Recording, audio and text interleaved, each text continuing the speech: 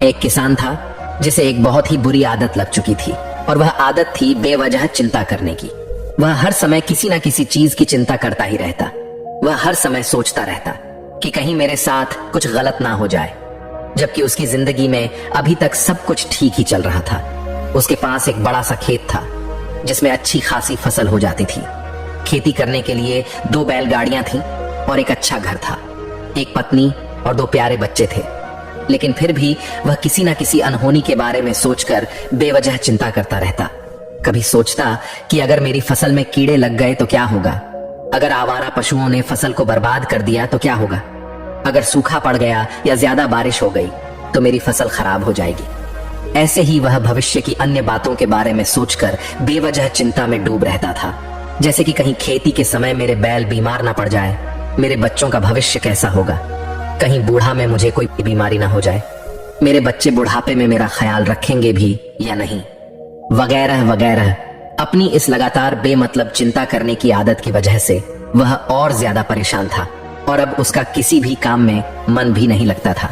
उसकी पत्नी ने भी इस बात को अनुभव किया कि उसे बिना मतलब चिंता करने की आदत पड़ चुकी है। उसने उसे कई बार समझाने की कोशिश भी की, तुम बेवजह चिंता करना छोड़ दो, लेकिन उसके समझाने का कोई मतलब नहीं रहा। उसे पता चला कि नगर में एक महात्मा आए हैं जिनके पास सारी समस्याओं का हल है। फिर एक दिन बौद्ध भिक्षु के आश्रम में पहुंच गया। बौद्ध भिक्षु बहुत ही बुद्धिमान और ज्ञानी व्यक्ति थे। किसान और उसकी पत्नी अपनी सारी समस्या बौद्ध भिक्षु के समक्ष रख दी। किसान ने कहा, महात्मा, मैं हर समय किसी ना किसी बात की चिंता करता रहता हूँ। मैं ज्यादातर उन बुरी चीजों के बारे में सोचकर चिंतित होता रहता हूँ जो अभी तक मेरे साथ हुई भी नहीं। किसान की समस्या को पूरे ध्यान से सुनने के बाद बौद्ध भिक्षु ने कहा, ठीक है, तुम दोनों कल सुबह आना और फिर मैं तुम्हें तुम्हारी समस्या का समाधान बता दूंगा। अगली सुबह जब किसान और उसकी पत्नी बौद्ध भिक्षु के आश्रम में पहुंचते हैं तो देखते हैं कि बौद्ध भिक्षु बहुत ही चिंतित अवस्था में जमीन पर पालथी मारकर बैठे हुए हैं और उनके सामने एक दूध से भरा गिलास रखा हुआ था। बौद्ध भिक्षु बार बार उस दूध के गिलास की तरफ देख रहे थे और फिर कभी अपना हाथ अपने सर पर रखते तो कभी जमीन पर। वह बहुत ही चिंतित और बेचैन दिखाई पड़ रहे थे।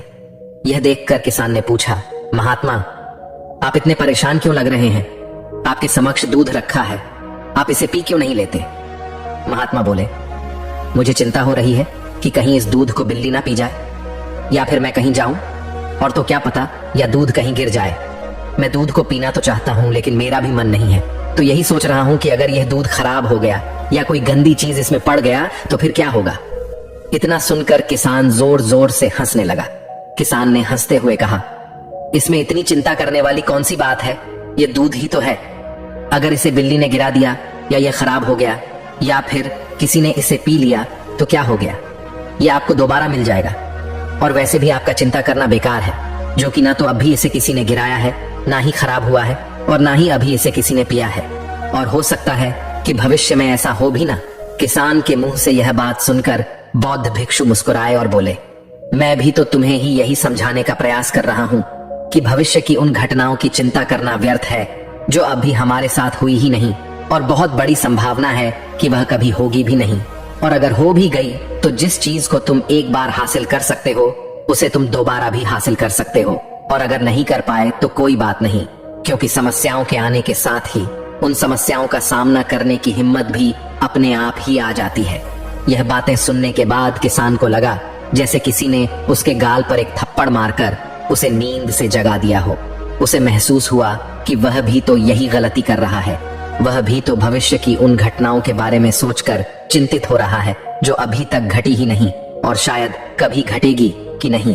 और वह फिर बौद्ध भिक्षु के चरणों में गिरकर कहने लगा, इतनी आसानी से मुझे मेरी गलती का एहसास करवाने के लिए आपका बहुत बहुत धन्यवाद, और मैं आज से पूरा प्रयास करूंगा, मैं बेवजह चिंता करना बंद कर दूंगा। जापान में एक लोकप्रिय कहावत है, अगर तुम चल रहे हो तो सिर्फ चलो, अगर तुम खा रहे हो तो सिर्फ खाओ, लेकिन एक समय में सिर्फ एक ही काम करो, चिंता ना करो। इस लोकप्रिय कहावत के अर्थ ने मुझे हैरान कर दिया था, और सच कहूं तो मुझे ऐसा लगता है कि कहावत के अर्थ में ही वह राज छुपा है, जिसे अगर किसी ने अच्छे से समझ लिया और अपने जीवन में उतार लिया तो वह चिंता के बंधन से ही हमेशा हमेशा के लिए मुक्त हो जाएगा। इस कहावत के अर्थ के बारे में हम आगे बात करेंगे, लेकिन उससे पहले देखते हैं कि हमारे दिमाग में इस तरह के विचार ज्यादा चल रहे होते हैं। पहला, क्या मैंने यह काम सही से किया? दूसरा, क्या मैं इसे और बेहतर कर सकता था? तीसरा, इसका परिणाम क्या होगा? और चौथा, लोग मेरे और मेरे काम के बारे में क्या सोच रहे होंगे? यह ऐसे कुछ विचार है जो हमारे दिमाग की सिस्टम में ज्यादातर समय चलते रहते हैं, लेकिन हमें पता नहीं चलता क्योंकि हमने इन विचारों के साथ जीना सीख लिया है। और हमारा दिमाग काम भी ऐसा ही करता है कि अगर हमने इसे किसी काम को कई बार करवा लिया तो फिर यह उसे अपनी आदत बना लेता है और फिर हमारे चाहे बिना भी उस काम को करने का प्रयास करता है। शुरुआत में तो हम किसी भी काम को अपनी इच्छा से पूरे होशो हवास में करते हैं, लेकिन बाद में वह हमारी आदत बन जाता है और फिर हम बस बेहोशी की हालत में बिना सोचे समझे उस काम को करते चले जाते हैं। जब एक बच्चा छोटा होता है तब उसे पता नहीं होता कि चिंता क्या है, लेकिन जैसे ही वह बड़ा होता है माँ बाप कहना शुरू कर देते हैं, बेटे आपको होमवर्क करना है, आपको उसकी चिंता नहीं हो रही, आपकी एग्जाम आने वाले हैं, आपको उसकी चिंता करनी चाहिए। और ऐसे ही ना जाने कितनी सारी चीजों के लिए बच्चों के आसपास के लोग उसे चिंता करने के लिए कहते हैं और वह छोटा बच्चा इस बात को मान लेता है। यह अच्छा, किसी भी काम को करने के लिए हमें उसकी चिंता करनी पड़ जाती है और फिर वह भी किसी काम की घटना के बारे में बार बार सोचने लगता है। शुरुआत में तो वह यह काम जानबूझकर करता है, लेकिन धीरे धीरे उसका मन इसे अपनी आदत बना लेता है और फिर ना चाहते हुए भी उसका मन एक ही विचार के बारे में बार बार सोचता रहता है और फिर वह अपनी पूरी जिंदगी चिंता के इस जाल में फंस कर रह जाता है। लेकिन अब प्रश्न यह उठाता है कि इसका समाधान क्या है? तो इसका समाधान है ऊपर बताई गई जिन कहावत का अर्थ, यानी जागरूकता। हमें अपने विचारों के प्रति जागरूक होना पड़ेगा। हमें थोड़ी देर रुककर इस बात पर ध्यान देना होगा कि कहीं हम ना चाहते हुए भी एक ही घटना के बारे में तो बार बार नहीं सोच रहे हैं। हमें पूरी जागरूकता के साथ यह देखने का प्रयास करना होगा कि पूरे दिन हमारे अंदर इस तरह के विचार उठते रहते हैं। अब आप पूछ सकते हैं, केवल जागरूकता क्या करेगी? मैं कहता हूं यह काफी है। यह मन को शांत करने के लिए पर्याप्त है, मन को अपने स्वभाव का एहसास करने के लिए पर्याप्त है और जीवन में जागरूकता लाने का सबसे आसान तरीका है ध्यान करना।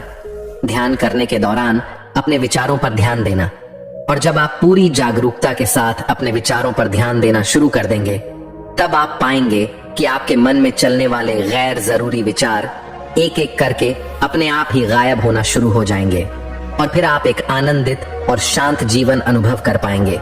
इस कहानी की सीख यह है कि बेवजह भविष्य की घटनाओं की चिंता करना व्यर्थ है। हमें उन चीजों की चिंता नहीं करनी चाहिए जो अभी तक हुई ही नहीं है और शायद कभी होंगी भी नहीं। जीवन में समस्याएं आ सकती हैं, लेकिन चिंता करने से हम उनका हल नहीं निकाल सकते। जब समस्याएं आएंगी तब उनका सामना करने की शक्ति अपने आप मिल जाएगी। इसलिए वर्तमान में जीना सीखें और अनावश्यक चिंता से बचें, क्योंकि यह हमारी खुशियों और मानसिक शांति को नष्ट कर देती है।